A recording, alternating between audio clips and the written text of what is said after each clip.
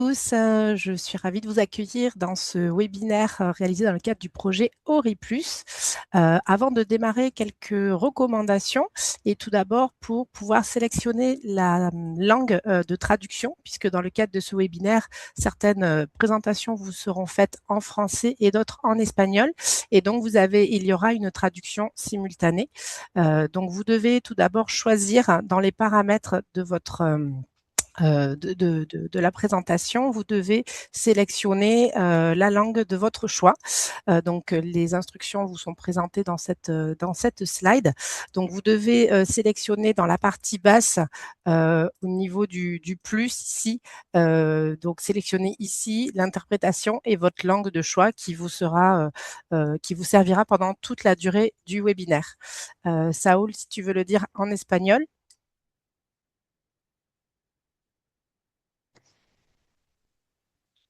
Bonjour, merci. Tel que Camille le disait, pour pouvoir suivre ce webinaire en espagnol, je pouvais accéder donc en bas, complètement en bas de votre écran. Vous avez trois petits points, c'est marqué plus. Là, vous cliquez interprétation et vous allez choisir l'espagnol, enfin la langue de votre choix. Et dans ce cas-là, l'espagnol. Et on va suivre de cette manière-là toute la séance et je passe la parole à Camille pour qu'elle continue avec le webinaire. Merci. Voilà, donc maintenant que vous avez choisi votre langue, on va pouvoir démarrer. Donc, bienvenue à tous. Donc, je rappelle que ce webinaire est enregistré et qui sera disponible pour visionner en replay sur le site web et puis sur les réseaux sociaux. Autre information avant de démarrer réellement, si vous avez des questions au fur et à mesure des présentations qui vous seront faites, vos micros sont coupés, vous ne pourrez pas intervenir et donc on vous demande de les mettre au fur et à mesure dans le chat, donc également en partie basse là, de l'écran. Vous avez un chat à votre disposition et vous pouvez poser toutes les questions que vous souhaitez au fur et à mesure et nous aurons un temps de questions-réponses à la fin du webinaire et donc on prendra le temps de répondre à toutes les questions que vous pourrez avoir. Voilà. Donc, on va commencer. Donc, ce webinaire aujourd'hui, il intervient dans le cadre d'une série de 4 webinaires qui ont lieu dans le cadre du projet Ori+. Ce projet Ori+, on va le présenter un peu plus en détail tout à l'heure. C'est un projet qui a visé au déploiement de technologies et de modèles d'affaires sur l'économie circulaire sur le territoire transfrontalier. Donc, moi, je suis Camille Lanier de la PESA à Pau en France. Je vais animer ce webinaire et vous présenter une des présentations et je serai accompagnée d'Irache et de Alfonso de Sayolan. Donc, on va enchaîner tout de suite avec la présentation du projet Ori. Puis, Irache nous présentera les résultats de la veille thématique pour l'axe qui va nous occuper aujourd'hui, qui est l'axe optimisation des processus. Et ensuite, Alfonso vous présentera un projet sur l'utilisation d'un procédé de nanobulage. Et je terminerai par la présentation d'un projet sur la valorisation des déchets organiques par le biocachi. Et donc, comme je l'ai dit, nous finirons par les questions-réponses. Donc, commençons tout de suite par vous présenter le projet Ori+. Donc, c'est un projet financé par le FEDER dans le cadre du projet Interreg POC-TEFA qui a démarré, donc c'est un projet qui a démarré au 1er janvier 2024 et qui va se terminer à la fin de cette année 2026. Donc, on est dans la dernière année. Donc, c'est un projet qui a eu donc pour objectif de promouvoir le développement d'actions et de modèles économiques qui relevant de l'économie circulaire afin de renforcer la durabilité et la circularité des activités économiques sur le territoire transfrontalier du POC-TEFA. Donc, dans ce projet, nous sommes 9 partenaires, 3 en Euskadi, Acclima, Sayolan et Tchirbil, 3 sur la région de la Rioja, donc Ader, Solteco et Antaina, et puis 3 côté français dans les Pyrénées-Atlantiques, donc l'Estia, la CCI de Bayonne et puis la PESA. Dans le cadre de ce projet ORI, il y a eu plusieurs activités. On va les voir un peu plus en détail ensuite. La première activité a consisté à développer des outils et des méthodologies d'éco-innovation et d'économie circulaire. Donc, il y a eu 2 méthodologies développées. La deuxième activité a consisté à travailler sur des recommandations pour intégrer des critères d'économie circulaire dans les cahiers des charges pour la commande publique, pour les appels d'offres, etc. Donc là également, il y a un guide qui a été produit. La troisième action a consisté à une veille internationale sur des solutions innovantes sur les sujets variés de l'économie circulaire. Donc, tout à l'heure, Irache vous partagera une partie des résultats. Ensuite, il y a eu donc les projets de démonstrateurs qui font l'objet notamment de cette série de webinaires. Donc, il y a eu 7 projets de démonstrateurs sur les différents sujets de l'économie circulaire qui ont été travaillés dans le cadre de ce projet Ori+, et dont on vous présente une partie des résultats également aujourd'hui. Sur les 3 dernières actions qui arrivent donc en fin de programme, il y a eu un appel à projet pilote en économie circulaire qui a été lancé sur la région de La Rioja. Et puis, on a accompagné des entreprises, donc là, sur les différents territoires du projet, accompagner des entreprises pour la mise en œuvre pratique d'outils d'économie circulaire et d'éco-innovation. Et pour finir, nous organisons là, sur la fin du programme des missions d'entreprise, c'est-à-dire des visites d'entreprise pour partager des bonnes pratiques, des retours d'expérience de part et d'autre de ce territoire transfrontalier. Ce projet Ori+, il s'est articulé autour de 4 axes, 4 sujets. Donc, on a tout d'abord travaillé sur la valorisation des sous-produits agroalimentaires avec des logiques de valorisation selon des boucles d'économie circulaire. Un autre axe de travail a été le développement de biomatériaux et de bioproduits afin d'intégrer davantage de matériaux végétaux, etc., d'intégrer plus de matériaux naturels dans des formulations de matériaux et de produits. Un troisième axe thématique a été le cycle de vie des plastiques, et notamment un des acteurs a travaillé à recycler, valoriser des déchets plastiques de l'agriculture dans des nouveaux produits. Et enfin, l'axe qui donc nous occupe aujourd'hui, qui est l'optimisation des procédés. Donc là, l'objectif a été de travailler sur des procédés afin de gagner en efficacité et de faire des économies de ressources, de rendre des processus plus efficaces. Sur ces 4 axes, donc, à chaque fois, il y a eu une veille thématique qui a été faite pour essayer de trouver, de partager des solutions innovantes qui seraient émergées à échelle internationale. Donc, il y a eu un catalogue de solutions innovantes qui a été développé. Et puis, il y a eu des projets démonstrateurs pour chacun des axes thématiques. Donc, si les projets des autres axes vous intéressent, ils seront disponibles également en visio sur les webinaires qui sont déjà passés. Donc, on arrive en fin de projet, puisqu'il se termine ce projet à la fin de l'année 2026. Et donc, on commence à avoir un certain nombre de livrables de production qui sont disponibles sur notre site web, donc Ori Poctefa. Vous avez le lien qui s'affiche là. Donc, sur les méthodologies d'économie et d'éco-innovation, il y a eu 2 méthodologies, comme je le disais, qui ont été développées. Donc, vous avez les documents qui sont disponibles en téléchargement sur le site. Donc, on a une première méthodologie assez complexe qui propose une approche systémique à destination des entreprises qui veulent du coup travailler sur la circularité de leur fonctionnement et de leurs produits. Et puis une deuxième méthodologie plus simplifiée qui a pour but d'aider à choisir, à faire des choix sur les axes prioritaires à travailler quand on se lance sur cette démarche. Donc, les 2 documents sont disponibles sur notre site. Sur les critères de l'économie circulaire dans la commande publique, donc il y a eu un travail qui a été fait, qui a donné lieu à un document qui regroupe les recommandations pour intégrer ces critères-là dans la commande publique, dans les appels d'offres, donc également disponible sur le site Ori. Et ensuite, donc, le catalogue de solutions innovantes, donc, qui est donc issu de la veille, ce catalogue est également téléchargeable et disponible sur le site. Et donc, il y a un catalogue par axe thématique. Enfin, les projets de démonstrateurs, donc comme je vous le disais, il y a eu 7 projets de démonstrateurs qui ont été développés sur ces 4 axes. Donc sur le premier axe de valorisation des sous-produits alimentaires, la CCI de Bayonne a travaillé d'une part sur le développement de produits qui permettent de valoriser la laine. La laine, aujourd'hui, des brebis qui ne sont pas, qui sont pour de la production laitière ou viande, aujourd'hui ne trouvent plus de débauchés locaux. Et donc, ça cumule, et donc ils ont travaillé pour essayer de trouver comment utiliser cette laine dans de nouveaux produits. Également, ils ont travaillé à la valorisation des poules pondeuses de réforme, donc qui trouvaient par le passé des valeurs qui étaient exportées, autre part dans le monde, et donc ils ont travaillé à des valorisations locales, voilà. sur le développement de produits de biomatériaux. Donc, Sayolan a travaillé à la production de biomatériaux pour valoriser les sous-produits alimentaires et forestiers. Antaina a travaillé à la production d'emballages biodégradables issus des sous-produits de la taille de la vigne. Et enfin, Estia et Achalco ont travaillé à la fabrication de produits à base de biocomposites, notamment dans le cadre de vélos. Sur le sujet du cycle de vie des plastiques, Solteco a travaillé à valoriser les plastiques agricoles, donc les déchets plastiques, donc les bâches, etc., qui sont des gros volumes, pour produire de nouveaux produits en plastique donc recyclés.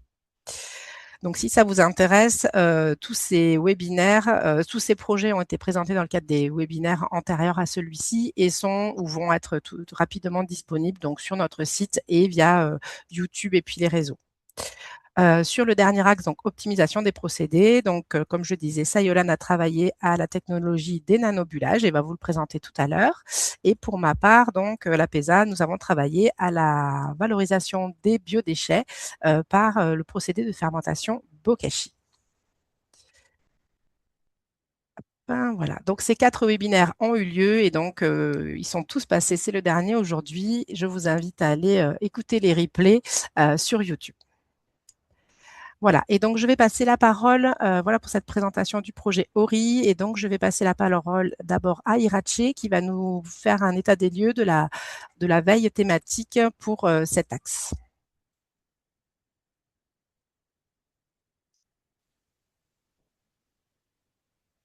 Muchísimas gracias, Camille. Alors, je vais partager ma présentation tout d'abord.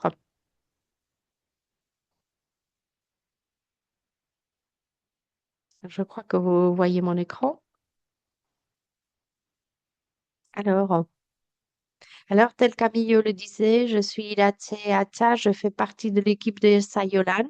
C'est l'organisme partenaire de ce projet, du projet Oli Plus, et je vais vous présenter les solutions et les bonnes pratiques que nous avons identifiées lors de la veille internationale dans le cadre du projet Oli Plus et concernant l'optimisation des procédés. Nous sommes 5 organismes à avoir participé à l'identification des solutions. C'était les STIA, APESA. Il y a la Chambre de commerce de Bayonne qui a participé aussi, ADER, l'Agence de développement de la Rioja et Sayolan. Alors, toutes les informations que je vais vous partager, c'est-à-dire 10 solutions et 3 bonnes pratiques, vous pouvez les retrouver dans le catalogue que nous avons publié et que vous retrouvez sur le site web du projet et qui sont disponibles en français, en anglais et en espagnol. Alors, dans ce premier diapo, vous voyez un exemple du type de fiche que vous pouvez retrouver pour chaque bonne pratique. En fait, il ne s'agit pas donc de vous encourager à lire, mais au niveau de chaque solution, au niveau de chaque fille, vous avez des informations sur l'entreprise, sur le produit et l'explication du produit et l'information sur le prix aussi. Alors, c'est vrai on n'a pas toujours un détail du prix, car parfois les prix s'adaptent à chaque projet, car ce sont des projets à la carte, mais nous donnons toujours des références qui puissent vous servir pour avoir une référence, pour avoir une idée du prix et pour que vous puissiez mieux choisir. Et ce que la solution nous apporte par rapport à d'autres alternatives.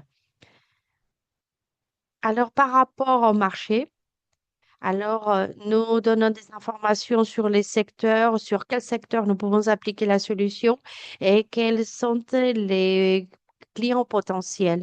Et pour la technologie, nous citons toujours la technologie qui participe si c'est une solution qui a été brevetée ou pas. Et pour chaque fiche, à la fin donc de tout, nous mettons donc un nom de contact au sein de l'organisation de manière à que toute entreprise qui souhaite approfondir la formation que nous proposons puisse rentrer directement en contact avec la société en question. Alors, je vous présente les solutions et les bonnes problématiques identifiées. Les premières solutions, la première, c'est Shivata, c'est une entreprise japonaise et encore une autre société japonaise. Ces deux sociétés proposent des solutions, une technologie pour créer des nanobulles. Tel que Camille le disait, un des projets que nous avons développé, des démonstrations dans le cadre de ce projet, est notamment un projet de validation de la technologie pour créer des bulles, des nanobulles, et que tout à l'heure, Alfonso vous présentera. Mais avant de passer la parole à Alfonso, je tiens à vous dire que ces deux solutions, ce sont des sociétés japonaises qui proposent cette technologie.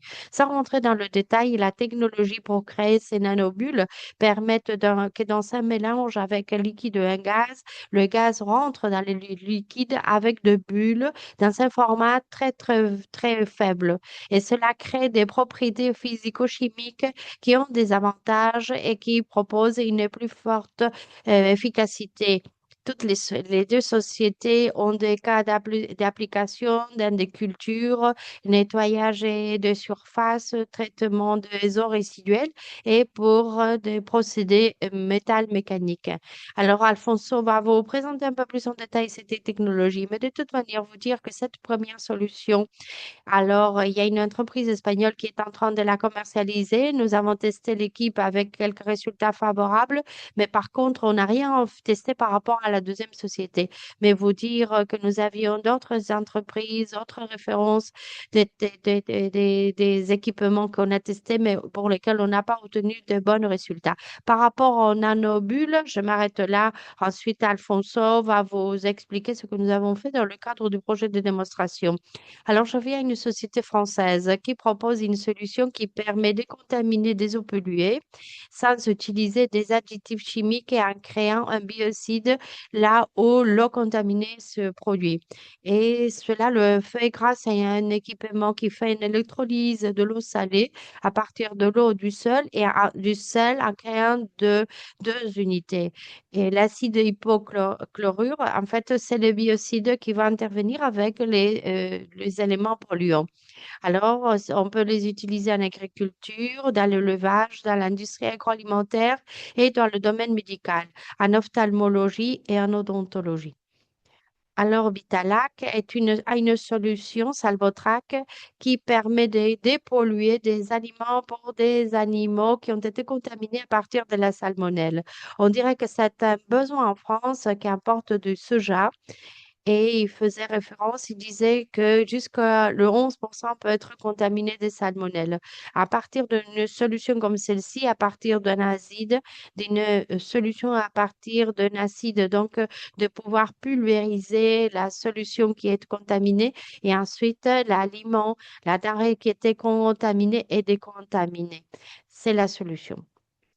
Alors, Calpech est une société qui, à partir d'un sous-produit dans l'industrie de l'huile, alors va faire un additif qui améliore le procédé pour créer du biogaz. Comme ce qu'ils font, ils réduisent donc le sulfure d'hydrogène qui est produit dans le procédé et ils augmentent la quantité du biogaz avec une augmentation de plus d'un 40% de biogaz. Alors, Oresteo, Intranos, c'est une entreprise espagnole qui a créé une solution. La solution s'appelle Oresteo. C'est pour le stockage et pour la gestion énergétique conçu pour des caves et pour l'industrie agroalimentaire pour qu'ils puissent économiser de l'énergie, récupérer de la chaleur et optimiser leurs procédés avec un contrôle énergétique de la consommation. SIP, c'est une entreprise allemande. Nous la rencontrée à Polytech à Lyon. C'est une spin-off de l'Université de Nuremberg. Alors, elle s'est constituée au début de cette année et propose une technologie qui permet de dépolluer des eaux avec des contaminants persistants comme les PAPS ou les déchets des médicaments ou d'autres contaminants sans savoir à déplacer l'eau contaminée vers des installations de traitement spécialisées et sans utiliser des produits chimiques. Et ils le font grâce à une technologie qu'ils ont développée, une technologie de avant-garde. Alors, il nous racontait de cas où il travaillait déjà avec des clients, des entreprises du monde textile, où il y a beaucoup de tentures, des entreprises qui travaillent sur les maintien et donc l'industrie pharmaceutique et des entreprises de recyclage qui produisent beaucoup d'eau polluée. À Orti, ils ont développé une solution site compost qui permet d'améliorer les processus d'utiliser la matière organique dans les villes. Si parfois nous utilisons des conteneurs où on pose et qu'il y a un camion qui ramasse, l'avantage de ce conteneur est qu'il y a un procédé de compostage en interne. Donc, euh, alors, ils ont 150 équipements installés en France et là où ils ont appliqué cette solution, ils constatent que le camion passe 17 fois moins que les itinéraires conventionnels. Alors, c'est une amélioration qui est intéressante pour nous tous. Alors, encore une autre société française qui a trouvé une solution pour le traitement de matières organiques dans des environnements urbains. Il s'agit en mettant en place des sites qui à partir de la matière organique, font du gaz pour des environnements de 100 logements. Donc, ils ont trois installations en route en France. Alors, Data Impact, alors D8, il transforme donc des baskets en matière première de grande qualité, donc en créant des élastomères et qui sont utilisés pour fabriquer donc les semelles, les sols, et il nous disait que pour des produits des automobiles qui rentrent dans l'intérieur des automobiles. Avec cela, je m'arrête avec les solutions. Et je passe à vous présenter les trois bonnes pratiques que nous avons identifiées dans cet axe. Mieux que non, c'est une pratique que nous avons identifiée à Barcelone. Il s'agit d'un centre de auto-réparation qui est au centre. C'est une initiative d'un organisme public qui articule 38 mairies et donc il propose un centre de 1000 mètres carrés où les citoyens peuvent venir avec leurs produits pour pouvoir les réparer. Des produits en panne, ils peuvent venir les réparer. Et ils viennent là et ils vont retrouver une personne, un technicien spécialisé dans le domaine qui va l'aider aux citoyens à réparer le produit. Et au niveau de ces centres d'auto-réparation, il y a 5 domaines pour réparer des vélos, pour réparer des questions de plomberie ou d'électroménager, informatique et appareils électroniques. Et ensuite, un autre élément assez bon dans le menuiserie est textile. Et je n'ai pas expliqué, mais ils font dans les 800 services par mois. Il mesure le poids des produits réparés et il parle de 1400 kilos par mois, donc 1400 kilos que l'on récupère. En plus de ce centre à Barcelone, ils ont des unités mobiles. Alors, l'expérience nous a beaucoup plu et il nous a paru très intéressante de pouvoir la répéter sur d'autres communes. Recoup est une société française qui permet de traiter la matière organique dans les logements en leur proposant l'utilisation de la technologie de fermentation japonaise Bokashi. Alors, tel que Camille le disait, c'est un projet de démonstration que nous avons donc travaillé dans ce projet qui vous sera présenté par la suite. Elle va vous expliquer les tenants et les aboutissants de ce procédé de fermentation et les avantages que c'est là pour les personnes. Et pour conclure, on a encore une autre bonne pratique, Pachama, qui est une entreprise spécialisée dans la construction. Alors, avec une approche écologique. Alors, une fois que l'on a démonté une entreprise, ils récupèrent, ils réacconditionnent et ils font la revente de tous les matériaux qui ont été récupérés et qui peuvent être réutilisés. Et c'est les produits que vous voyez sur ces écrans. Et ils travaillent au Pays Basque, le sud des Landes. Alors, c'est quelque part la présentation résumée des solutions et des bonnes pratiques. Alors, Alors que vous pouvez le retrouver sur le catalogue que vous allez retrouver sur notre site web. Je peux m'arrêter là. Merci de m'avoir écouté et je passe la parole à Camille pour continuer avec la présentation des produits de démonstration. Merci Irache pour cette présentation de cette veille thématique et de ce catalogue pour l'axe procédé. Donc, on va passer à la présentation des deux projets de démonstration pour cet axe. Le premier va vous être présenté par Alfonso de Sayolan sur le procédé de nanobulles. Voilà, donc je laisse la parole à Alfonso pour la présentation de ce premier projet.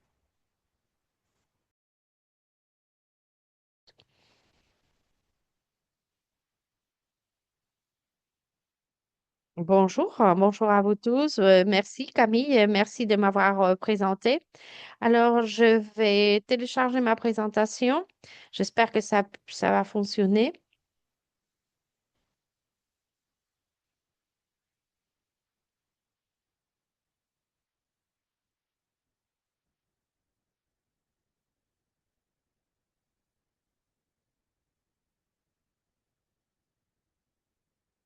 J'imagine que vous voyez bien mon écran. Oui, on voit ton écran, Alfonso. Est-ce que tu peux mettre en présentation un grand écran ¿Puedes peut-être? ponerlo en presentación? Bon, je Parfait. démarre. Alors, je démarre.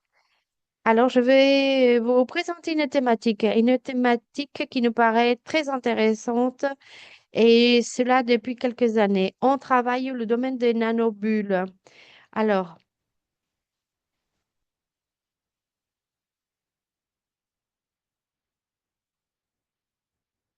alors, alors, pour parler du problème. Le problème est la mauvaise interaction entre deux états de la matière, c'est-à-dire les liquides et les gaz. Alors, les gaz sont 1000 fois moins denses que les liquides. Donc, la relation entre ces deux substances n'est pas bonne. C'est-à-dire, le liquide déplace le gaz, ce qui fait que la solubilité soit très faible. Pensez à l'oxygène, on parle de 8, 12 ppm normalement. Mais il y a beaucoup de situations, beaucoup d'êtres vivants qui vivent de pouvoir utiliser le gaz qui se retrouve au son d'un produit liquide. Imaginez la pisciculture, la consommation de l'eau de la part des animaux, etc. Donc, que l'on obtienne une manière d'améliorer ce rendement dans ce procédé est quelque chose de très important pour nous.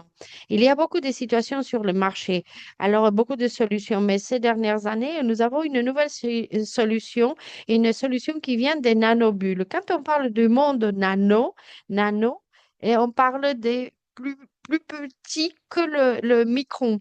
Mais en fait, on ne parle pas d'une unité ou d'un nanomètre. On parle des nanos, c'est-à-dire au-dessus du micron. Et nous, dans le domaine de l'activité, de la recherche, ou là où on gère des équipes nanométriques, on parle d'une fourchette entre 50 et 200 nanomètres. Donc, de quoi parlons-nous? Il s'agit donc de bulles, d'un gaz avec une taille très, très petite de bulle, alors de 100 nanomètres à peu près. Et on peut se dire, à quoi bon, en fait, que la bulle soit plus grande, ou plus, qui est donc 10 microns, 100 microns, enfin, bon, c'est des bulles, mais tout change, la situation change, car en travaillant avec des bulles aussi petites, alors elles sont très stables, car le frottement va les empêcher de monter dans la colonne d'eau ou de liquide. Et en plus, ces bulles, étant donné qu'ils ont une charge négative, donc un potentiel Z des ventes 30 millivolts, alors n'ont pas une tendance à se grouper et ils vont se repeler. Donc, en fait, ils ne s'agrègent pas, ils ne constituent pas des formes plus importantes qui leur permettent de monter sur la surface du liquide. En plus, elles sont chargées négativement, donc ils attirent des cations, les aliments actifs des animaux, des métaux, du sodium, du potassium, du fer avec un pouvoir d'oxydation. Ce sont des solutions ou des situations théoriques qui apportent beaucoup d'avantages avantages à ce format de la matière. Et en plus, ils, pro- ils apportent peu de tension de surface. Donc, la surface de contact entre le liquide et le solide, donc, alors sera plus importante. Donc, le contact sera plus intense. La capacité de transmettre de l'oxygène sera donc une capacité accrue. Donc, en travaillant avec des bulles aussi petites, la surface active de ces bulles, en pensant donc à une masse d'eau ou des gaz en format de grand format, de bulles de plus grande ou petite taille, on monte. On parle 10 000 fois, donc d'avoir une surface de contact 1000 fois plus importante en fonction de la taille de la bulle. C'est vrai que la pression interne aussi est très élevée. Donc, ce sont des faits qui modifient les propriétés physico-chimiques de la matière et notamment du gaz qui se retrouve au niveau de cette bulle. Et tout n'est pas positif. En fait, ce sont des bulles si petites qu'on ne peut pas les voir. Et cela nous complique énormément la tâche. C'est difficile de démontrer, de quantifier et de dire que j'ai tel type de nanobulles, etc. Donc, et cela a été un obstacle assez important au niveau du projet. Concernant les équipements pour créer les bulles au Japon, d'où vient cette technologie? Donc, on a testé différentes technologies, Venturi, rotation. En fait, bon, je ne vais pas m'attarder là-dessus. Alors, donc, lié au fait que cette technologie, en fait, nous savons que c'est une technologie qui est très présente au Japon dans des domaines très divers et que c'est une technologie qui est en Europe, mais qui est arrivée mais vraiment. Il y a des entreprises qui travaillent et qui proposent des solutions en nanobulles, mais il n'y en a pas tellement.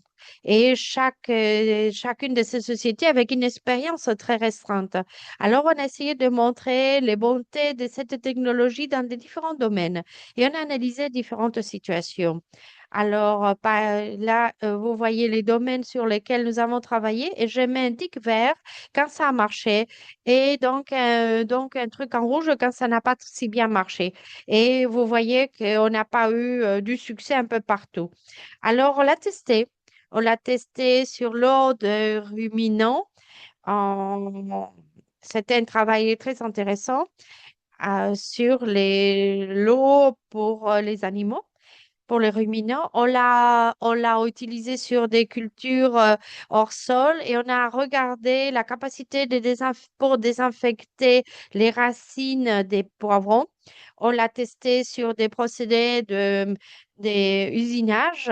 On a des mondes liés au monde bio. Il y en a d'autres qui n'ont rien à voir avec le monde bio. Et encore le dernier point, et c'est et le monde de mesure, de comment on mesure. Si on ne sait pas qu'on a des nanobulles, si nous ne connaissons pas les conditions, nous ne savons pas le nombre, nous ne savons pas, alors bon. Alors nous arrivons on va voir le premier domaine de travail. Alors, je vous mets là en haut qu'on travaille depuis septembre de l'année 2025, car le projet, en fait, on a commencé au début de l'année 2024, mais on n'a pas eu la capacité de mesurer jusqu'au septembre de 2025. Donc, tout ce que nous avions fait au préalable, tout ce qu'on avait fait en 2024-25, en fait, on ne savait pas que l'on crée des nanobules. On n'avait pas la certitude. Donc, on rentre enfin, on a testé et notre travail a été de tester. Et il y a des fois où le test nous a occupé 100 jours et sans être conscient de savoir si j'avais des nanobules ou pas. Mais il faut mesurer. C'est essentiel de pouvoir mesurer. Donc, l'année dernière, on est rentré en contact avec une entreprise à Madrid. C'est une entreprise technologique et qui travaille notamment sur comment détecter, comment mesurer des signaux du monde nano. Donc, ils travaillaient avec une entreprise anglaise pour mesurer. Ils ont deux types d'équipements, on les a testés. Alors, on a été capable de mesurer la présence des nanobules dans taladrinas. Taladrinas, ce sont des liquides que l'on utilise dans des procédés même des usinages. Alors, des liquides très complexes, car ce n'est pas de l'eau, c'est de l'eau, mais avec une émulsion avec de l'huile, où nous retrouvons beaucoup d'autres éléments qui sont présents dans l'eau. Alors, c'est un peu ce que vous voyez en bas à gauche. Alors, vous voyez qu'on va jusqu'à 1000 nanomètres. On obtient un pic aux alentours de 80-90 avec beaucoup de nanoparticules, des nanobulles. Alors, on a été capable de quantifier le nombre, combien au niveau du pic, combien au-dessus, quelle était la taille, quelle était la taille des 100, 200 nanomètres. On a vu que plus on faisait passer l'équipement par l'équipe, plus on avait des nanomètres.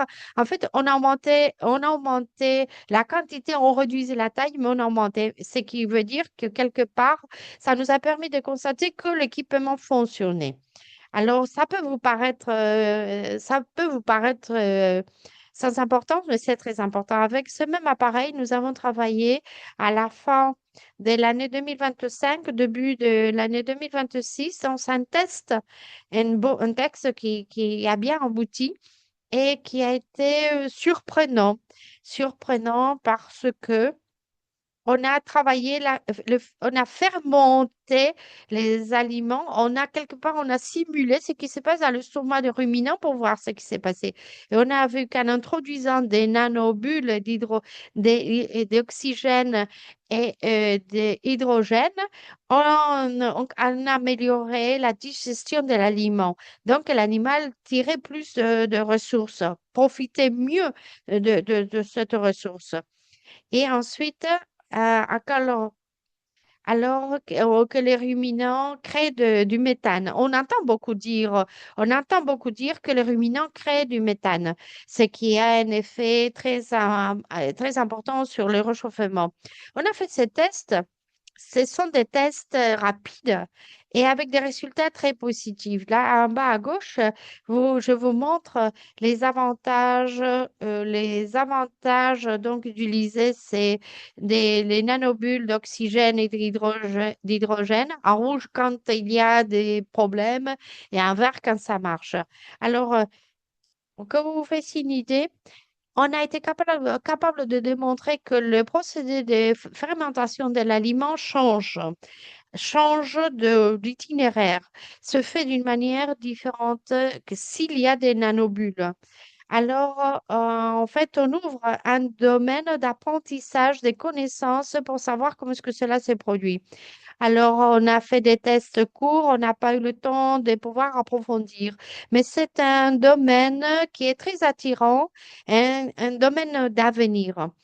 Alors, au niveau de la digestion de cet aliment, qui est la proportion d'aliments que l'animal va utiliser avec les nanos et avec l'hydrogène non, mais avec les bulles d'oxygène est profitable.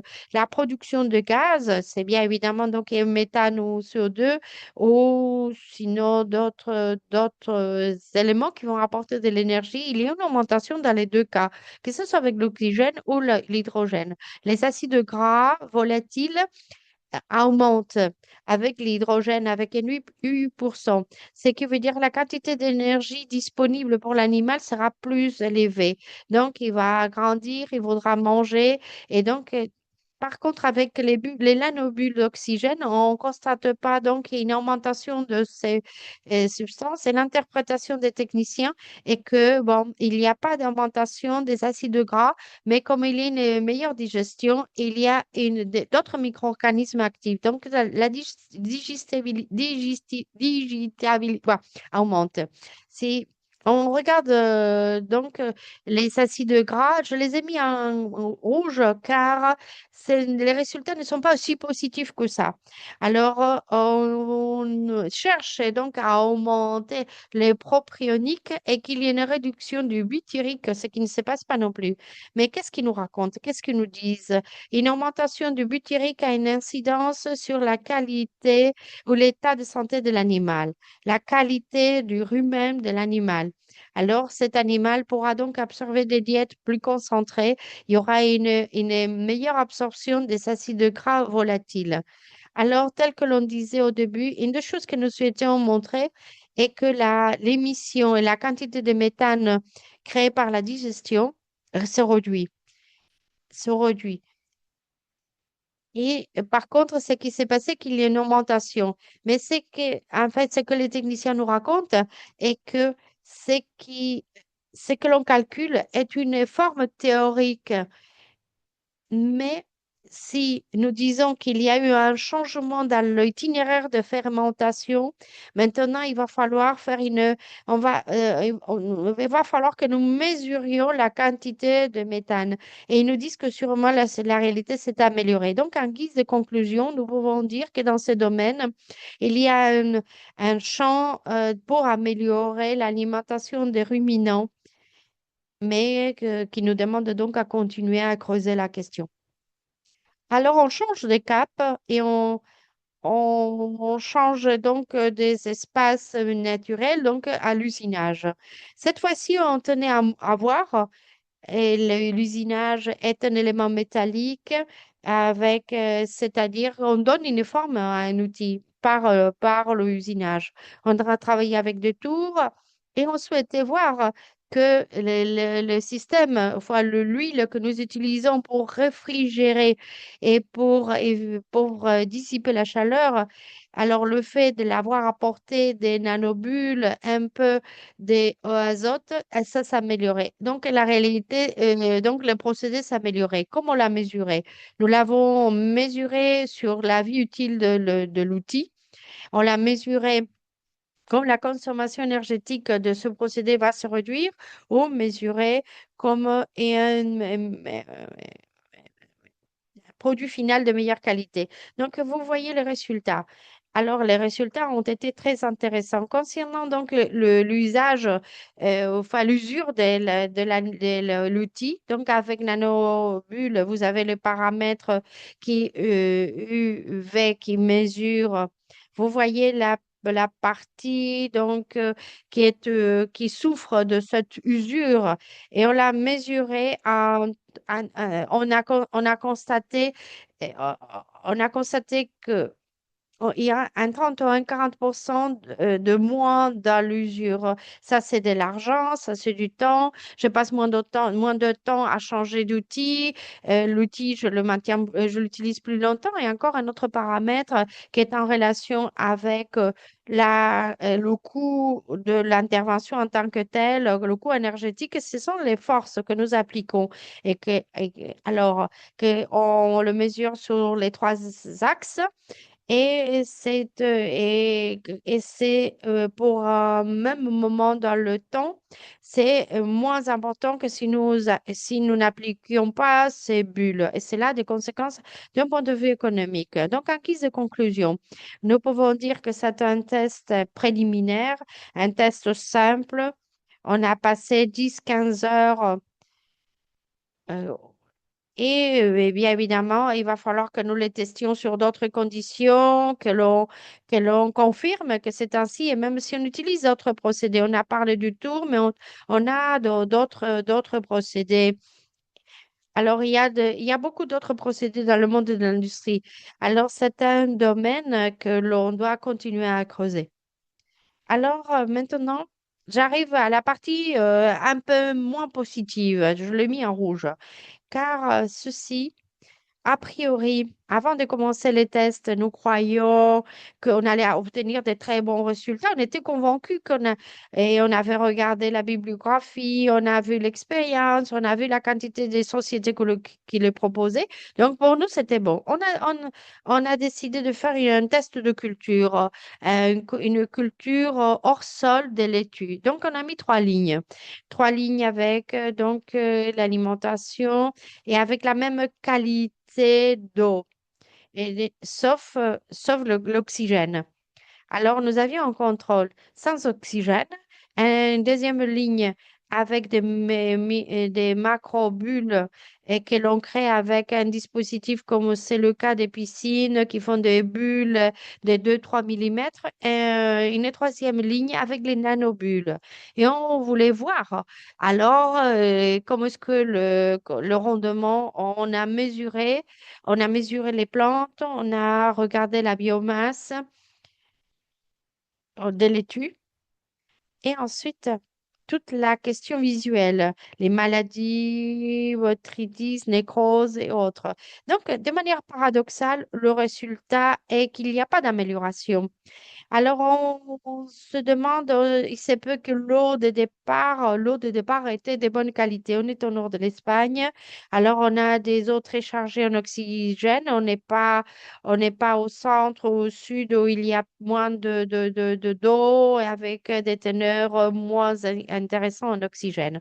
Et alors, un deuxième fait est que ce sont des tests que nous avons réalisés au début du projet, c'est-à-dire en 2024, quand on n'avait pas la capacité de mesurer. Et nous travaillons avec un équipement et enfin, on avait vu les responsables de cette technologie, mais en fait, on n'était pas conscient si effectivement ça crée des bulles ou pas. Et le résultat n'a pas été positif, pardon.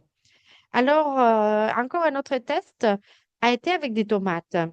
Et alors, il faut la tester avec l'équipement qui avait bien fonctionné lors d'autres tests, que ce soit sur les tests de tour, etc. Mais non, ça n'a pas marché non plus. Et ça n'a pas marché et on se demande si c'était lié à la qualité de l'eau. La qualité au nord de l'Espagne, c'est de l'eau très oxygénée. Mais on voulait voir que sur une culture de tomates, et on n'a pas fait un cycle complet de tomates, mais avec la moitié du cycle d'une tomate, c'est 100 jours. Et c'est énorme. Donc, il faut attendre en fait, je laisse la plante grandir, je mesure, beaucoup de travail pour obtenir un résultat qui n'était pas à la hauteur. Alors, on a mesuré donc la hauteur de plante et les tiges et on a mesuré la production, aussi bien la biomasse, c'est-à-dire les plantes et les fruits, et ensuite la qualité du fruit, le niveau de sucre et la qualité visuelle. Et on a apporté de nanobules d'oxygène. Les résultats n'ont pas été pertinents. Peut-être on a réussi à avoir un 4, un 5% d'amélioration dans la production. Donc, je pense que personne va utiliser cette technologie avec si peu de résultats. Alors, un autre test, un dernier test est sur le contrôle de pathogènes. Alors, on voulait voir si la technologie, donc telle que nous l'avions dit, voir un peu la capacité pour désinfecter, si cette capacité était réelle ou pas. Alors, on a testé pour voir le contrôle on a travaillé avec les nanobules avec un problème que nous retrouvons au niveau des racines des poivrons et qui finit avec le pied des poivrons. Donc là, peut-être que nous l'avions fait avec un appareil qui avait bien fonctionné, mais peut-être, je pense qu'on a bien conçu le test car les conditions étaient trop aseptiques, trop en labo alors que la réalité n'est pas celle-ci, c'est-à-dire que sur les sols, on retrouve un peu de tout. Alors, après avoir fini avec le test, on a constaté on travaillait avec un seul micro-organisme et on a essayé de voir jusqu'à quel point l'oxygène apportait ou pas. Et on a réussi à obtenir juste le contraire. Au lieu de vérifier que l'on les limite les développements et alors on a stressé la plante et on a accéléré la croissance de ces pathogènes. Là, vous voyez les colonies de ce pathogène et en bas, vous voyez qu'il n'y en a pas. Donc, on a créé justement l'effet contraire à notre effet. Peut-être qu'on aurait dû travailler sur sol, car tu ne peux pas contrôler un seul micro-organisme. Tu travailles sur plusieurs, il faut les comptabiliser. Alors, c'est beaucoup plus complexe, c'est quelque chose qui va beaucoup nous limiter dans ce qui est notre travail. À guise de conclusion, alors je dirais que Alors, on a testé plusieurs équipements. Là, on a montré deux, mais on en a testé d'autres. Mais bon, alors, mais on n'a pas obtenu des résultats pertinents. Alors, j'insiste sur la partie de mesure. Si nous ne sommes pas capables de mesurer, de confirmer que nous avons des nanobules et que le nombre, nous n'avons rien. Alors, nous disons, on mesure. Mais c'est pas si facile que ça. Pour ce faire, il faut avoir recours à un appareil ou s'équiper des éléments qui sont très coûteux. C'est la connaissance. Tu as besoin de connaître et tu as besoin de l'équipement. Donc, c'est des gens spécialisés qui doivent le faire. La question est très complexe. Alors, qu'est-ce qu'on aurait pu faire après avoir eu recours à nos collègues du Japon? On aurait voulu avoir des rapports et être sûr que tel appareil fonctionne dans telle situation pour telle culture. Donc, des certitudes et savoir dans quelles conditions, donc, et que dans ces conditions, ça fonctionne. C'est une question de foi, quelque part, et de tester. Et c'est pour ce je vous dis que la question des nanobules, ce n'est pas un plan play. Je n'ai pas un appareil qui fonctionne toujours et dans toutes les situations, que j'appuie sur les on et je suis sûre d'obtenir tel résultat. Non. Alors, ça nécessite des procédés, de connaître bien les procédés, de connaître, de savoir quel est le fonctionnement de nanobule, etc. Et c'est pour cela, il faut le reconnaître qu'on a eu des situations où les choses n'ont pas bien marché. Et ensuite, on pourra faire n'importe quelle interprétation, mais la réalité, c'est que cela n'a pas fonctionné. Donc, malgré tout cela, et il nous reste beaucoup à apprendre, et qu'est-ce que je peux vous dire de plus? Bon, ben, on va continuer. Alors, on va continuer à travailler la question. Je crois que je peux m'arrêter là. Je passe la parole à Camille. Merci à tous de m'avoir entendu et de m'avoir écouté. Merci Alfonso pour cette présentation. Euh, Est-ce que tu peux libérer le partage? Et donc, je vais vous présenter la dernière présentation pour ce webinaire et donc vous présenter le projet de démonstration sur la valorisation des bokashi par la valorisation des biodéchets par le bokashi. Donc, normalement, vous voyez mon écran. Euh, Donc, on va parler de la valorisation des biodéchets et principalement des déchets alimentaires. On parle aussi de DCT, déchets de cuisine et de table. Donc, on va s'intéresser aujourd'hui qu'à ces déchets-là. Et donc, on s'intéressait à la technologie du bokashi. Qu'est-ce que le bokashi? C'est une technologie, puis un mot qui nous vient du Japon, qui signifie matière organique fermentée. C'est une technologie qui aujourd'hui est largement diffusée sur Internet, notamment au niveau des particuliers. Et donc, vous voyez ce petit schéma que j'ai repris d'ailleurs d'un fournisseur de seaux de bokashi. Donc, ça prend la forme pour les particuliers d'un petit seau qui est muni d'un petit robinet en partie basse pour récupérer les jus. Vous mettez vos déchets de cuisine, vos résidus progressivement dans ce seau et vous y ajoutez un activateur. Cet activateur, ça peut être soit ce qu'on appelle des micro-organismes efficaces, on voit EM, et on peut également, donc c'est des micro-organismes qui sont commercialisés exprès pour activer ce bokashi, et vous retrouverez aussi des recettes pour faire votre activateur vous-même. Donc, on place les biodéchets dans ce seau avec l'activateur sous forme de couche.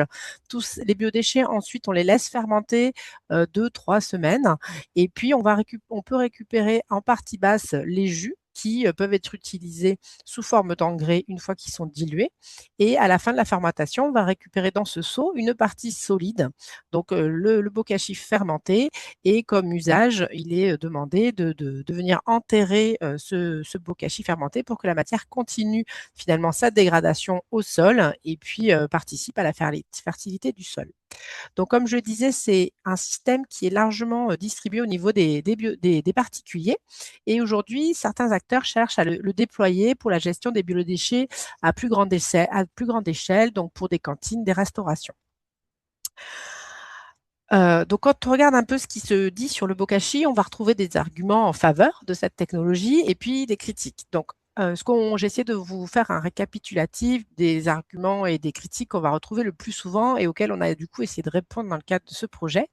Donc en termes d'arguments, on va retrouver le fait de transformer rapidement la matière, le fait également de maintenir, de garder tous les composants de la matière organique, donc notamment le carbone, donc la matière organique pour un retour au sol plus important, c'est-à-dire qu'on va conserver la matière organique des résidus et que donc on en aura plus lors du retour au sol, également pour les fertilisants.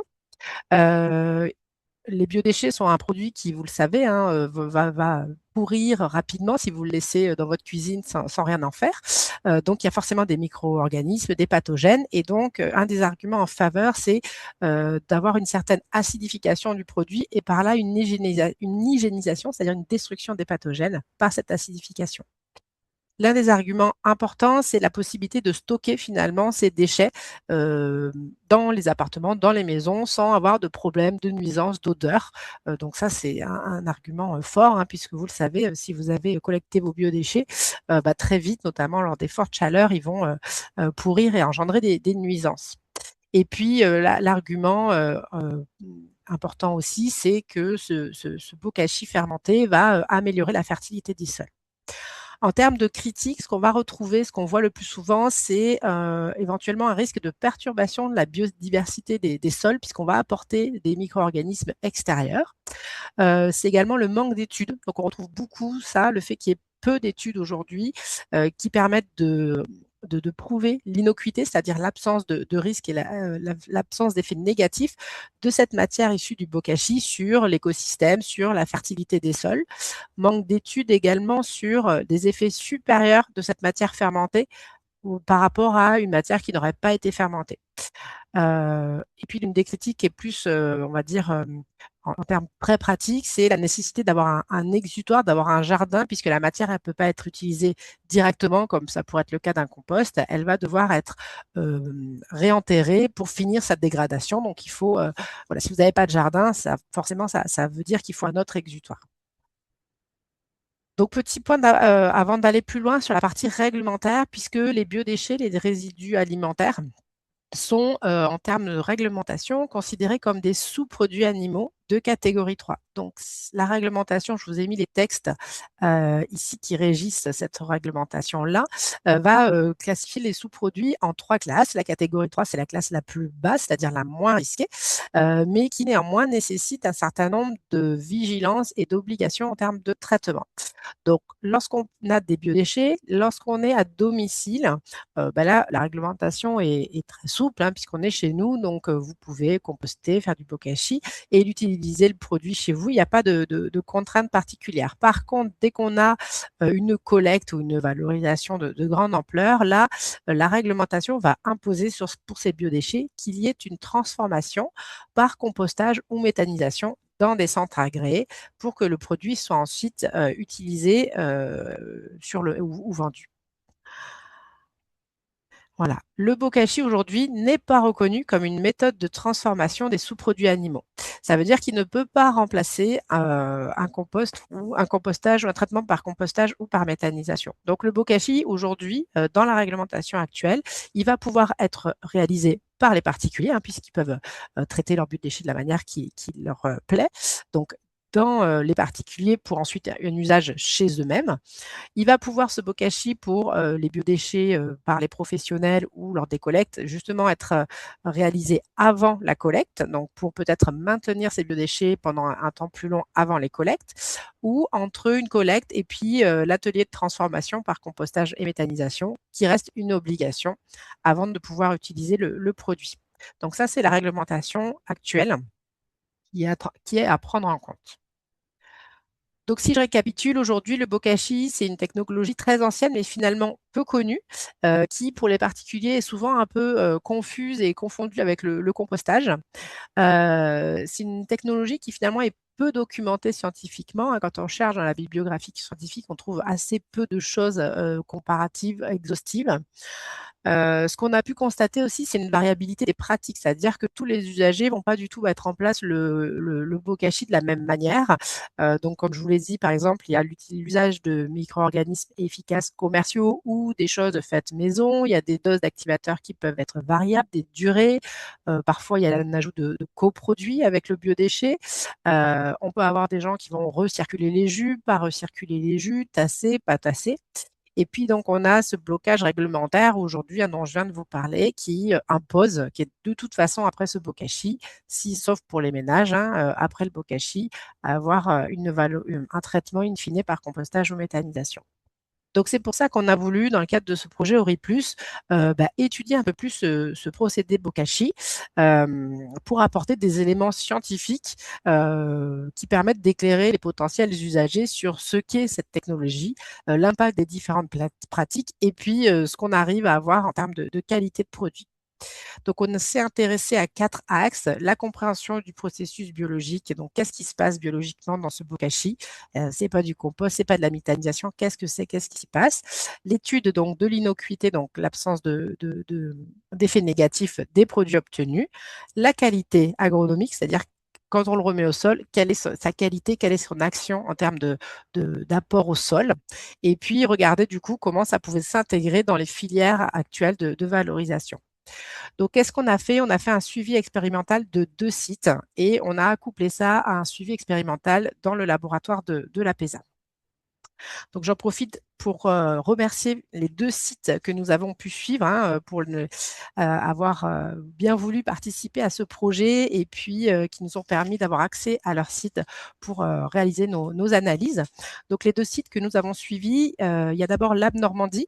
Donc, c'est basé dans la partie plutôt nord de la France, dans le département de l'Eure.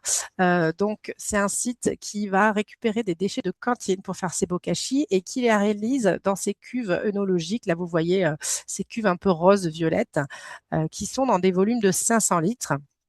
Donc, le bokashi est réalisé en couche, comme tout le temps. La particularité sur ce site, c'est que dans le cadre de son développement, le site amène en mélange avec les biodéchets du broyat de bois.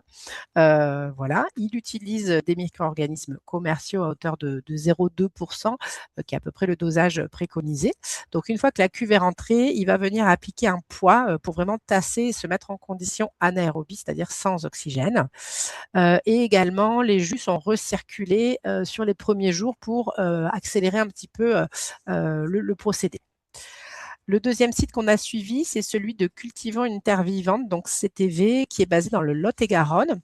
Donc là, c'est un site, c'est une association qui va proposer aux cantines scolaires de mettre en place ce bokashi. Donc, ils vont mettre à disposition de certaines cantines ces bacs là que vous voyez. Donc, c'est des bacs commerciaux de 120 litres qui sont comme finalement des poubelles sur 2 roues et qui sont équipés en fond d'une grille et puis d'un robinet pour récupérer les jus. Donc, les cantines vont remplir ces bacs-là de 120 litres avec en couche, toujours, donc des biodéchets, l'activateur, etc. Et ensuite, l'association vient récupérer ces bacs-là et réalise un procédé de bokashi donc pendant 4 semaines, qui est suivi. Donc, pour ces 2 sites, aujourd'hui, le bokashi est suivi d'une phase de compostage et ensuite d'une valorisation évidemment par retour au sol avec un objectif de valoriser davantage de matière organique lors du retour au sol. En parallèle de ces 2 sites qui ont une échelle un petit peu semi-collective, on a mis en place à l'APESA un plan expérimental où on a essayé de faire varier, donc en conditions de laboratoire, qui nous permettent d'avoir un suivi analytique, des possibilités analytiques bien plus précises forcément que quand on est sur un site réel. Voilà, on est vraiment à demeure avec toutes les analyseurs qui vont bien autour des bokashi. Donc, on a réalisé ça dans des seaux de bokashi commerciaux, donc de petite taille, 16 litres comme ça peut être chez les particuliers. On a fait 6 modalités et on a fait varier tous les paramètres pour essayer de voir un petit peu, reproduire ce qui se faisait sur nos 2 sites pilotes et puis ce qu'on avait retrouvé dans la littérature. Donc, on a fait varier la durée, on a ajouté du coproduit ou pas, on a fait varier le taux d'activateur, on a fait varier aussi le fait de recirculer des jus ou non et puis le fait de tasser ou pas. Donc, le suivi analytique, il a constitué en tout un tas d'analyses, à la fois sur les biodéchets qu'on a mis en entrée de ces procédés, sur les jus. Donc, on n'a pas analysé la matière au cours du procédé, puisque c'est un procédé anaérobie, donc sans oxygène. Donc, si on prend des prélèvements au cours du procédé, on vient bloquer, enfin, on va changer les conditions, donc c'est pas souhaitable. Par contre, on a pu récupérer les jus au fur et à mesure et analyser ces jus pour voir un petit peu ce qui se passait, notamment en termes d'acidité. Et puis, évidemment, on est venu analyser les résidus liquides et solides. Donc, vous avez ici un tableau, je ne vais pas le passer en détail, mais qui, sur les 4 objectifs qu'on s'était fixés, vient montrer un petit peu toutes les analyses qu'on a pu faire. Donc, par exemple, pour comprendre le processus biologique, on a mesuré au fil du temps sur les jus le taux de sucre, le taux d'acide, on a regardé la température, le pH. Voilà. Sur l'innocuité, on est évidemment venu regarder les pathogènes, on va en reparler. On a fait également des essais d'écotoxicité sur plantes et puis sur vers de terre. Pour la partie agronomique, on a regardé tous les paramètres classiques de fertilité, azote, phosphore, potassium, mais également l'état de ces éléments fertilisants et de la matière organique. Et puis, pour la partie filière, on a fait des tests de compostage et mécanisation après Bokashi. Je le dis tout de suite, dans le cadre de ce projet, on n'a pas regardé aujourd'hui l'impact de la fertilité à long terme et l'impact sur l'activité biologique dans le sol. Ça, c'était pas compris dans le cadre de ce projet. C'est quelque chose de très intéressant, mais qui demanderait une étude beaucoup plus complète. Donc, c'est plutôt quelque chose qu'on aimerait mener dans une étude ultérieure et qui n'a pas été regardé dans ce projet-là. Je vais maintenant vous présenter les résultats qu'on a obtenus. Donc, je ne vais pas vous présenter l'ensemble des résultats de mesure. Il y en aurait beaucoup trop. Je n'ai pas le temps ce matin. Donc, j'en ai sélectionné quelques-uns. Et puis, sur les 4 axes d'études, je vais vous partager les principales conclusions qu'on a pu tirer. Donc, ce qu'on a constaté et ce que vous voyez sur ce premier graphique ici en haut, c'est qu'on a effectivement une acidification rapide de la matière. On va obtenir en quelques semaines une matière qui a un pH de l'ordre de 4. On voit que les sucres sont consommés rapidement. En moins d'une semaine, on a une baisse importante de la teneur en sucre soluble qui ensuite est stabilisée. Et en parallèle, on voit qu'on a une augmentation des acides qui amène donc à ce pH bas et puis une augmentation des alcools. Tout ça se fait sans augmentation de température, avec une petite production de CO2. Donc, on a effectivement pu voir cette fermentation qui amène à une acidification de la matière et qui permet de bloquer très rapidement, un peu comme on pourrait avoir dans un ensilage, on vient bloquer la matière qui cesse d'évoluer et qui donc permet de ne pas dégager de nuisances liées à des odeurs, etc. Et donc, ce qu'on a observé, c'est qu'on va conserver effectivement la matière organique en quantité et également en qualité, c'est-à-dire que lorsqu'on regarde vraiment de quoi est composée cette matière organique, on voit qu'elle a peu évolué par rapport aux biodéchets. Donc, vous avez ici en partie basse un graphique qui montre le bilan de matière organique en orange pour les biodéchets et puis ici en marron et jaune sur le bokashi liquide ou solide. Donc, on voit que toute la matière organique qu'on a mis en entrée, on va la retrouver en sortie après bokashi. Donc, ça, c'est très intéressant, c'est qu'on a conservé cette matière organique. Ce qu'on a vu également, c'est que principalement, on a récupéré la majorité de la matière sous forme solide. On a des jus en quantité variable, suivant les procédés, on va dire entre 20 et 5%, en moyenne 10% sous forme de jus. Le reste est sous forme solide. Et ce qu'on a vu, c'est que on a fait donc varier tout un tas de paramètres et que finalement, ces paramètres ne changent pas grand-chose au résultat et à la fermentation qui se déroule. Donc, il y a aussi une variabilité liée aux biodéchets. Chaque biodéchet est différent, ça dépend de ce qu'on a mangé. Donc, il y a plutôt ça qui va jouer plutôt que les pratiques. Donc, ça, c'est pour la partie process biologique. Sur la partie innocuité, donc on a regardé tout ce qui est métaux et puis tout ce qui est PCB, HAP, donc contaminants organiques. Donc, bon, là, il n'y en a pas dans les biodéchets, donc il n'y en a pas non plus en sortie dans les bokashi.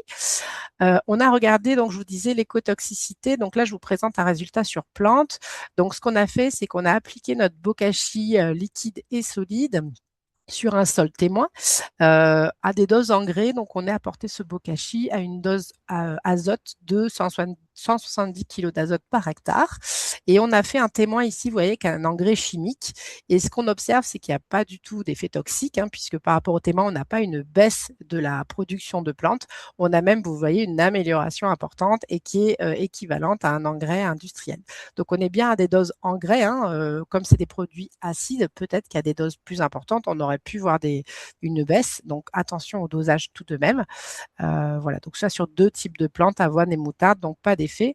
Je ne vous le présente pas ici, mais on a réalisé la même chose sur les vers de terre et donc sur un évitement, c'est-à-dire qu'on applique pareil le produit sur un sol et on expose ce sol avec des vers de terre. Si les vers de terre ne sont pas dans des conditions qui leur plaisent, ils ont tendance à partir, donc c'est ce qu'on appelle l'évitement. Et donc on ne mesure pas là d'évitement lors de l'apport de ce bokashi et au contraire, on a même quelque chose d'attrayant, quelque chose qui attire. Voilà. Le point qu'on a regardé ensuite sur les innocuités, c'est les pathogènes. Donc, ces pathogènes qui sont présents naturellement dans les biodéchets et qui doivent finalement être abattus. Voilà, donc il n'y a pas de réglementation hein, pour la qualité des pathogènes, des bokashi. Donc, on a regardé un petit peu par rapport aux seuils qui sont réglementaires sur les composts, par exemple. Ce qu'on a observé, c'est qu'il y a un abattement, c'est-à-dire que le bokashi permet de réduire très, très, très fortement les pathogènes de ces biodéchets. Quasi en totalité, je dis quasi, vous voyez ici sur mon graphique en bas, notamment uniquement pour les entérocoques, on a vu que cet abattement n'a pas été total et n'a pas été toujours suffisant. Donc ici en orange, vous avez la quantité d'entérocoques mesurée sur nos biodéchets, donc très importante, c'est logique. Et ici en gris, vous avez les résultats qu'on a obtenus pour les 5 bokashi qu'on a testés pour cette analyse-là. Donc vous voyez qu'on a un gros abattement, hein, puisqu'on est sur une échelle ici logarithmique, donc on a un abattement qui va de fois 10, fois 100, voire fois 1000. Et on a testé donc 5 échantillons et on a eu pour 3 des échantillons des abattements qui permettent de respecter les réglementations qui sont appliquées par exemple pour les composts et pour 2 des échantillons malheureusement un abattement qui n'est pas tout à fait suffisant. Donc c'est des résultats qui sont encourageants mais qui posent des questions sur finalement comment ça se fait que des fois ça marche mieux, des fois ça marche moins bien. Voilà, donc ça aujourd'hui on n'a pas la réponse dans le cadre de ce projet, il faudrait mener des expérimentations davantage sur ce sujet-là. Sur la partie de la qualité des produits, donc on a fait des mesures agronomiques, donc vous retrouvez ici des mesures de matière sèche volatile, donc c'est la matière organique, d'azote, de phosphore, de potassium. Donc là, vous avez les valeurs moyennes pour les bokashi solides et liquides. Donc là, on va avoir une variation aussi, pas forcément en lien avec les pratiques du bokashi, mais en lien avec la nature du biodéchet en entrée. Ce qu'on a vu, c'est qu'on a une conservation de la matière organique, ça je vous l'ai montré tout à l'heure. On a également une conservation des éléments minéraux. C'est-à-dire que si je vous avais mis ce graphique-là pour les biodéchets, on aurait vu qu'on n'avait pas de perte. Donc ça, c'est très intéressant. Sur la matière organique, on a regardé donc la quantité, donc j'ai dit elle se conserve. Ce qu'on a regardé, c'est finalement comment elle se comporte lorsqu'ensuite je l'amène au sol. Et on a fait ce qu'on appelle un indice de stabilité de la matière organique. C'est ce qu'on vous montre ici sur ce graphique-là en bas. Donc pour le résidu de bokashi solide, cet ISMO, indice de stabilité de la matière organique, il est faible. Ça veut dire que lorsqu'on va remettre notre matière organique dans le sol, je vais avoir une dégradation qui va être rapide et que finalement, à moyen et long terme, il va m'en rester une très faible proportion pour venir enrichir la matière organique du sol. Donc on a ce qu'on dit, on a un pouvoir amendant qui est faible par rapport à des produits tels que des composts. On a fait la même chose pour les éléments fertilisants. Donc, les éléments fertilisants, ils sont conservés et on a fait ce qu'on appelle une minéralisation de l'azote, c'est-à-dire qu'on met l'azote dans le sol et on regarde à quelle vitesse il est dégradé et puis il est mis et disponible pour les plantes. Et on observe qu'on a quasiment la totalité de l'azote qui est disponible et assez rapidement, quasiment en totalité sur la première année. Donc, on a plutôt un comportement de type fertilisant organique. Donc, on l'a vu, on a effectivement une action positive hein, sur les plantes, ça on l'a vu tout à l'heure. Attention, encore une fois, c'est des produits qui ont un pH de 4, donc très acide, donc il faudra être vigilant sur les modes d'apport. Si on le met trop près des plantes, trop près de jeunes racines, on va avoir un effet très toxique lié à l'acidité. Hein. Donc ça, c'est important à prendre en compte lorsqu'on l'ajoute.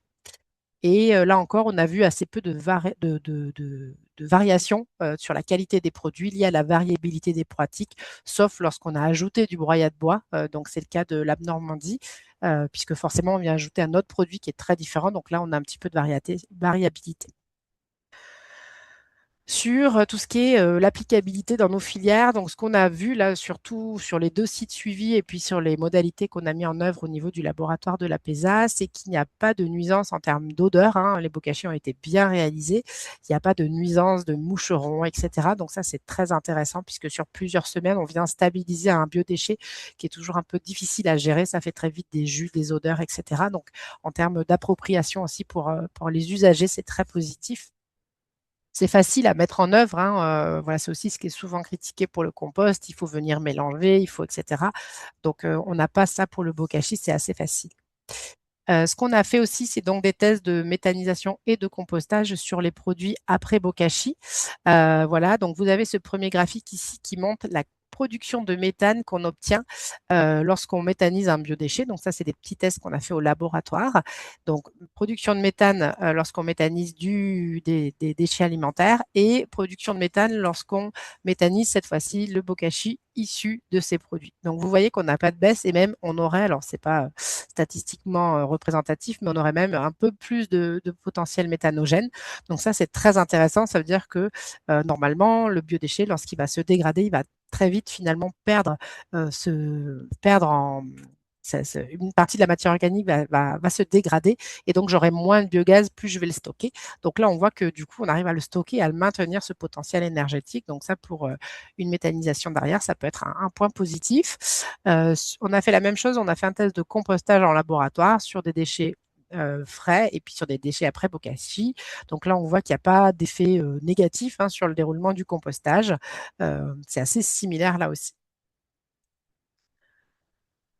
Pour conclure, je vous propose plutôt de vous présenter en format question-réponse. Donc, si vous vous rappelez au tout début de ma présentation, les arguments en faveur et les critiques qu'on avait retrouvés un petit peu sur ces bokashi. Donc, je vous remets là en forme de foire aux questions. Finalement, les résultats qu'on a pu montrer par rapport à ces questionnements qu'on a pu montrer dans le cadre de notre projet. Donc, sur la question de la transformation rapide de la matière organique, donc oui, on a vu ça, effectivement, on a pu montrer que la matière organique, elle est peu transformée, mais elle est rapidement stabilisée, donc à peine 2-3 semaines, sur l'argument de maintenir les composants fermentés et en particulier de ne pas perdre de carbone. Ça, oui, effectivement, on l'a montré. On conserve bien la matière organique des biodéchets et des éléments fertilisants qui, du coup, sont disponibles pour la fertilité des sols sur l'argument de la possibilité de stocker les biodéchets pendant plus d'un mois sans problème. Donc là également, on vient de le dire, hein, oui, on l'a montré également, ça stabilise vraiment, donc ça c'est également très positif. Sur le retour au sol d'une quantité plus importante de la matière organique, donc effectivement, on a vu qu'on maintenait cette matière organique, c'est-à-dire qu'il n'y a pas de perte lors du procédé, donc on en remet plus au sol. Par contre, c'est une matière organique qui est peu transformée, qui reste fraîche entre guillemets, et qui du coup sera rapidement dégradée lors du retour au sol, ce qui ne permettra pas à long terme de participer à l'augmentation du taux de matière organique dans les sols, qui est un des éléments de fertilité. Donc, ça a un effet demandant faible. Sur la question d'améliorer la fertilité des sols, donc ça c'est une vaste question et donc ça demandait, je vous propose une réponse sous forme de ce schéma. Donc quand on parle de la fertilité des sols, en général on prend en compte 3 composantes, la composante chimique, la composante biologique et la composante physique. Donc sur la composante chimique, donc effectivement les matières fermentées par bokashi vont apporter des éléments nutritifs hein, puisqu'on a vu qu'ils sont conservés, donc il n'y a pas de perte comme on pourrait l'avoir lors d'un compostage. Et on a une action, on a vu de type engrais organique. Donc, on va avoir un impact et on a vu un impact également bénéfique sur les plantes lors de l'ajout de ce produit-là. Par contre, on va apporter, on l'a vu, un peu de matière organique stable. Donc, cette matière organique stable participe à la fertilité à long terme avec des minéralisations plutôt lentes et avec la libération d'éléments de fertilisants à long terme. Donc ça, puisqu'on apporte peu de matière organique stable, on n'aura pas ce levier-là. J'ai remis ma petite vigilance sur l'acidité, donc les précautions à prendre pour l'utilisation de ce produit. Sur la fertilité biologique, donc je l'ai dit, on l'a pas étudié. Par contre, on voit qu'on apporte de la matière organique fraîche et ça, on sait que ça active la vie biologique du sol.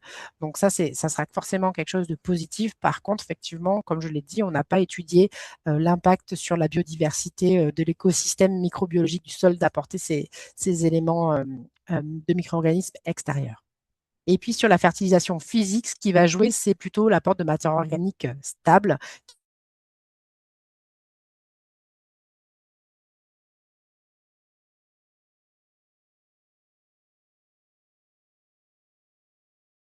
Enfin, donc sur les arguments en termes d'optimisation, forcément montré d'accélération. On a montré que ça n'avait pas d'impact négatif, mais on n'a pas forcément relevé d'amélioration. Donc après, il faudrait pousser un petit peu plus, hein, puisqu'on n'a pas testé non plus toutes les possibilités. Et puis sur le sujet de l'hygiénisation, donc de l'action de la destruction des pathogènes des biodéchets par l'acidification. Donc ça, je voulais montrer également. On a vu effectivement qu'on a un très fort abattement, donc ça c'est très très positif, mais que par contre, dans certains cas, ce n'était pas tout à fait encore suffisant pour certains pathogènes. Donc il faudrait là aussi un tout petit peu plus creuser.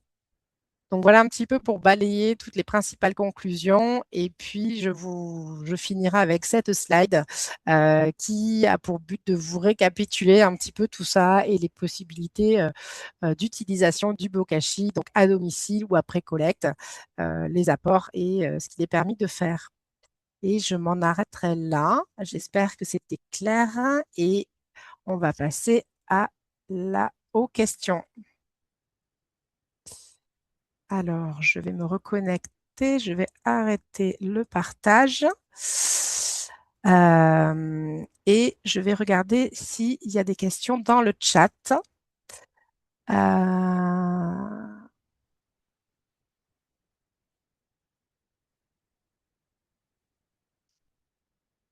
donc, voyons, dans le chat, on va retrouver quelques questions. Donc, on nous dit sur les nanobullages, Alfonso, et on nous dit parece curioso que en los campos donde la bibliografía dice que On debería dirait que c'est paradoxal que dans le domaine de la bibliographie. Alors, Camille, tener. moi, je lis la question. Ok, tu dis la question, merci. Oui, si, la Royo. Alors, dans le chat, on a plusieurs questions.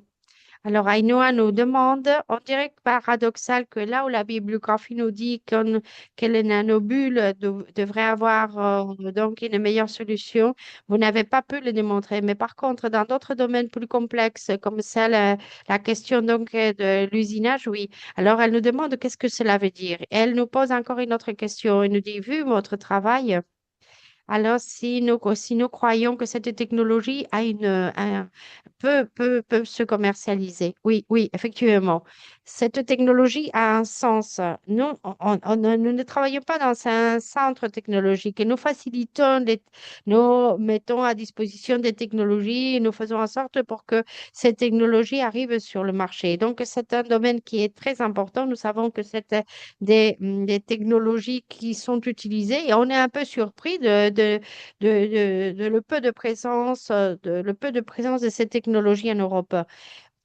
Alors, je crois que le rendement de procédés, on améliore l'oxygénation et imaginez-vous quand on travaille l'agriculture, hors sol, etc., on dirait que oh, les résultats sont pertinents. Mais nous, notre expérience, je l'ai déjà dit, on a introduit beaucoup de facteurs.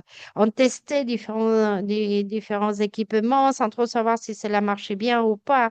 Alors, on ne pouvait pas le mesurer. Donc, il y a des incertitudes qui vont compliquer. Et en plus, on demande et on doit connaître le procédé, on doit savoir ce qu'on est en train de faire. Alors, il faut connaître, il faut savoir quelles sont les conséquences des nanobules dans un procédé à un être vivant. Alors, en fait, il faut tout d'abord un appareil qui mesure, qui fonctionne, que tu puisses le mesurer, et ensuite connaître l'activité pour savoir comment est-ce que je peux, comment est-ce que je peux le manier. Mais de toute manière, nous pensons que c'est une méthodologie qui va arriver sur le marché, qui va beaucoup, enfin, qui sera très présente sur le marché. Alors, je regarde le chat, je vois que les autres questions, ce sont des questions en français, donc je te passe la parole. Alors, s'il n'y a pas d'autres questions sur les nanobulages, effectivement, des questions plutôt sur le bokashi. Donc, une première question où on nous dit, il me semble que le bokashi est le substrat activateur de compost plutôt que le seau avec lequel on l'utilise pour le compostage domestique. Le substrat est lui-même fabriqué en mélangeant, fermentant une solution microbienne dans des sons enrichis de mélasse. Alors, effectivement, hein, le seau que je présentais au tout début, ce sont finalement les récipients qui sont vendus commercialement pour les particuliers pour faire le bokashi. C'est pas du tout du compostage, hein, c'est très différent. Effectivement, le bokashi vient quand on va fermenter en ajoutant cet activateur qui, comme je le mettais sur cette première slide, est en général du sang ensemencé avec des micro-organismes. Donc effectivement, vous avez tout à fait raison. On est sur de la fermentation avec ces micro-organismes efficaces. Ce n'est pas du tout du compostage où la différence, c'est que le compostage va se faire en présence d'oxygène cette fois-ci, là où le bokashi est sans oxygène, et où finalement on va avoir une dégradation qui va engendrer une augmentation de température avec une perte de matière organique, notamment une stabilité de la matière organique, une stabilisation de la matière organique. Donc voilà sur cette première question. J'ai une deuxième question pour le bokashi. On me dit, vous mentionnez une comparaison des résultats avec l'usage d'engrais de synthèse. Avez-vous pu comparer avec des résultats de compost de proximité communautaire et ou compost industriel? Donc ça, dans le cadre de ce projet-là, ce n'est pas des choses que nous avons testées. On n'a pas comparé par rapport à du compost. Voilà, ça n'a pas été fait. Là, on est vraiment été sur une logique engrais avec une dose d'azote. On n'a pas testé une dose amendement où en général on apporte des quantités plus élevées. Ça a pu être fait dans d'autres essais, notamment un rapport ADEME qui a été publié et qui est disponible en ligne et où d'ailleurs il y avait vu des effets négatifs sur les plantes, notamment liés, je pense, à des doses trop importantes et du coup l'acidité de la matière qui vient tout simplement empêcher la germination. Donc c'est plutôt lié à des conditions d'acidité. Ensuite, dans le chat, on me demande les deux échantillons qui ont des résultats faibles avec des diminutions des pathogènes. Donc ça, je ne vais pas forcément citer les sites. Je vois que c'est voilà. Par contre, s'il y a eu un échantillon qui est issu d'un des protocoles APESA et un des échantillons qui était issu d'un des deux sites. Alors, j'ai une autre question qui vient. Donc, on me dit, est-ce que vous pouvez préciser du coup ce que vous appelez EM commercial? Est-ce que vous avez comparé divers produits provenance et analysé la composition microbienne? Donc, les micro-organismes efficaces commerciaux, c'est les solutions du commerce hein, qui sont vendues pour faire le bokashi. Donc, c'est ce qui est utilisé pour les deux sites et ce que nous avons également utilisé. Voilà. Et dans le cadre de ce projet, on n'a pas fait varier les différences provenances et on n'a pas analysé les compositions. Voilà, c'était pas le sujet. Le sujet là, c'était vraiment de suivre deux sites existants et d'apporter des éclairages. Ça serait très intéressant effectivement de comparer des solutions commerciales, des solutions maison et de comprendre réellement quelles souches sont apportées et comment elles agissent. Mais c'est un sujet qui serait beaucoup plus large que ce qu'on a pu faire dans le cadre de ce projet, mais qui serait néanmoins très intéressant. Je vois pas d'autres questions. N'hésitez pas. Si vous en avez encore, on a quelques minutes. Je ne vois rien qui s'affiche. Vous avez eu de toute façon dans les slides nos coordonnées. Donc, si jamais il y a des questions, vous n'hésitez pas à. J'en vois une. Quels seraient les projets d'études suivants sur le bokashi? Alors, nous, on a plein d'idées. Après, il faut trouver des financeurs, c'est un petit peu toujours le cas. Donc sur le projet ORI, le sujet est terminé. On est arrivé au terme de ce qu'on pouvait faire dans ce cadre-là. Pour moi, les essais qu'il y a à faire derrière, il y a le sujet des pathogènes qu'il faut qu'on creuse un peu plus. Là, on n'a pu faire que 5 analyses, donc il faudrait regarder un petit peu plus et comprendre finalement pourquoi il y en a où ça marche très bien et il y en a où ça a été un petit peu insuffisant pour les entérocoques. Hein. Pour les autres pathogènes qu'on a regardés, c'était tout bon. On a tous les sujets à creuser autour de la fertilité à long terme et notamment la partie biodiversité dans les sols. Donc, il y a des analyses qui peuvent être faites lors d'apport au sol sur les populations qui sont présentes, la biodiversité, la quantité, etc. Donc, ça, c'est des études qui sont très intéressante aussi à mettre en place, mais beaucoup plus ambitieuse que ce qu'on a pu faire dans le cadre de ce programme qui était à vocation de commencer à comprendre un peu plus, mais voilà, qui n'était pas exhaustif. Et puis ensuite, effectivement, d'un point de vue procédé, il y aurait ce que a proposé la personne dans le chat de regarder un peu plus les différentes sources d'activateurs, peut-être travailler sur. Donc, on a fait varier là des conditions de mise en œuvre et aujourd'hui, on n'a pas vu nous de réelle variabilité. On pourrait regarder aussi la variabilité liée aux biodéchets qu'on met en test. Donc voilà, il y a bien plein de choses à creuser. Dans le cadre de ce projet ORI, ça ne sera pas le cas, mais si jamais on a la chance de pouvoir monter d'autres projets sur le sujet, on a beaucoup d'idées encore.